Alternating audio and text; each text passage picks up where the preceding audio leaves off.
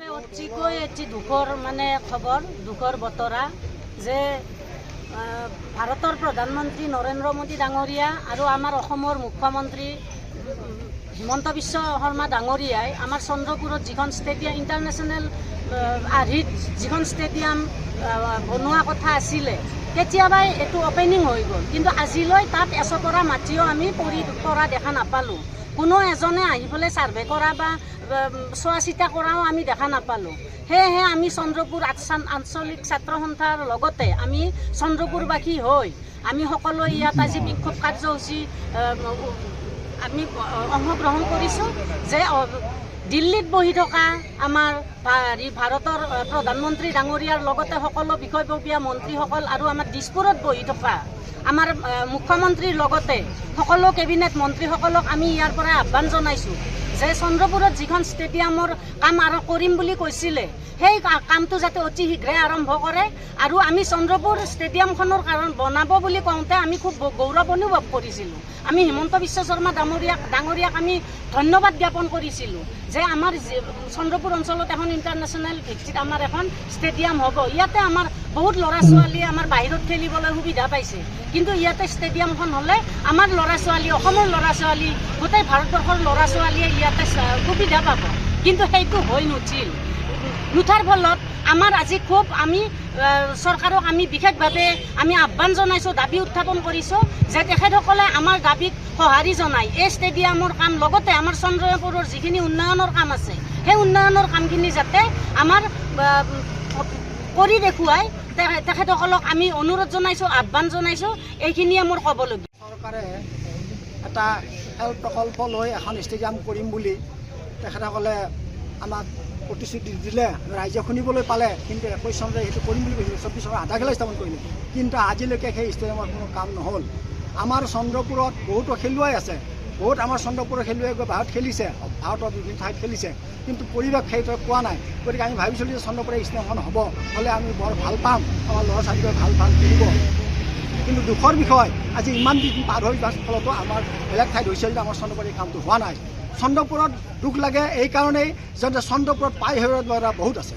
চন্দ্ৰপুৰত অসমৰ ৰাজধানী হ'ব বুলি কৈছিল চৰকাৰে, ৰাজধানী নহ'ল। অসমত বিভিন্ন ইণ্ডাষ্ট্ৰী পাতিলে, ইণ্ডাষ্ট্ৰী শেষ হৈ গ'ল, কিন্তু এতিয়া ষ্টেডিয়াম দিম বুলি কৈ কিনে আমাৰ ষ্টেডিয়াম দিয়া নাই। গতিকে পাই হেৰুৱাই বৰ্তমানে আজি আমাৰ ছাত্ৰ সন্থাসকলে ইয়াত যিটো কৰিছে, আন্দোলন কাৰণে বহিছে, আমি তাত সহযোগ কৰিছোঁ। গতিকে ভৱিষ্যতে চৰকাৰে যাতে এইটো কাম নকৰে, আমাক চন্দ্ৰপুৰ সুদৃষ্টিৰে চাই চন্দ্ৰপুৰ যাতে যি দিম বুলি কৈছে এইবিলাক যে দিয়ে, সেইটোকে আমি আশা কৰিছোঁ। গতিকে সোনকালে এই ষ্টেডিয়াম হোৱা কৰি গতিকে আমাৰ চন্দ্ৰপুৰকে আনন্দিত কৰক, এইখিনিয়ে কৰিম।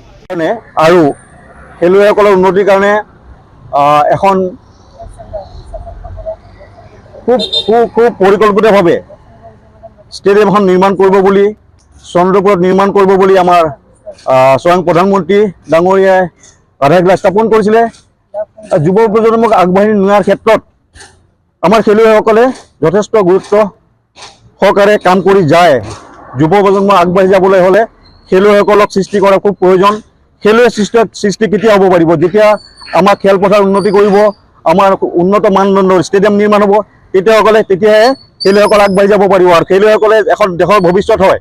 আজি সকলোৱে কৈ থাকে যে ইণ্টাৰনেশ্যনেল লেভেলৰ আমাৰ প্লেয়াৰ আমাৰ উলিয়াব পৰা নাই, অসম বা ভাৰতবৰ্ষই অলিম্পিকত যাব পৰা নাই, ৱৰ্ল্ড কাপত আমাৰ যাব পৰা নাই।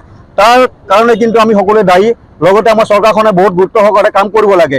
কিন্তু আমি দেখিছোঁ অসমত বিভিন্ন জেগাত প্ৰধানমন্ত্ৰী ডাঙৰীয়া যেনেকৈ আধাৰশিলা স্থাপন কৰিছিলে, সকলোবিলাক কাম প্ৰায় সম্পূৰ্ণ হৈ গৈছে। শুৱালকুছিত, চামতাত, বিভিন্ন জেগাত আজি আধাৰশিলা স্থাপন হোৱাৰ পিছত নিৰ্মাণ কাৰ্য সম্পূৰ্ণ হৈ উঠিছে। কিন্তু পৰিতাপৰ কথা, চন্দ্ৰপুৰ নিচিনা জেগাত যি ঠাইত যুৱ প্ৰজন্মৰ খেলুৱৈসকল বহুত ইয়াতে আগবাঢ়ি যোৱাত সহায় আছে, কিন্তু আমাৰ উন্নত মানদণ্ডৰ ষ্টেডিয়াম নথকাৰ কাৰণে, খেলপথাৰ নথকাৰ কাৰণে আমাৰ খেলুৱৈসকল আগবাঢ়ি যাব পৰা নাই। সেইকাৰণে আমাৰ ভাবোঁ যে মানসিকভাৱে আমাৰ খেলুৱৈসকল আগবাঢ়ি যাব পৰা নাই। আমাৰ যথেষ্ট ক্ষতিসাধন হৈছে আমাৰ যুৱ প্ৰজন্মৰ। আমি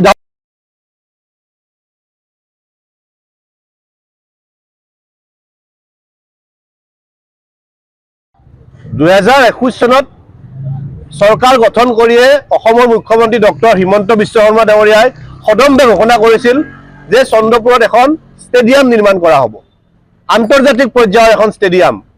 আৰু 2024 চনৰ 4 ফেব্ৰুৱাৰীত গুৱাহাটীৰ খানাপাৰাত এটা বৃহৎ অনুষ্ঠানত ভাৰতৰ প্ৰধানমন্ত্ৰী ডাঙৰীয়াই সেই ষ্টেডিয়ামৰ আধাৰশিলা স্থাপন কৰিছিল। কিন্তু দুখৰ বিষয় ৰাইজে যেতিয়া ষ্টেডিয়াম ঘোষণা কৰিছিল, যেতিয়া ষ্টেডিয়ামৰ আধাৰশিলা স্থাপন কৰিছিল, চন্দ্ৰপুৰৰ মানুহ আদৰেৰে খুব সাদৰেৰে গ্ৰহণ কৰিছিল, আনন্দ প্ৰকাশ কৰিছিল, অসমৰ মুখ্যমন্ত্ৰী হিমন্ত বিশ্ব শৰ্মাক ধন্যবাদ দিছিল।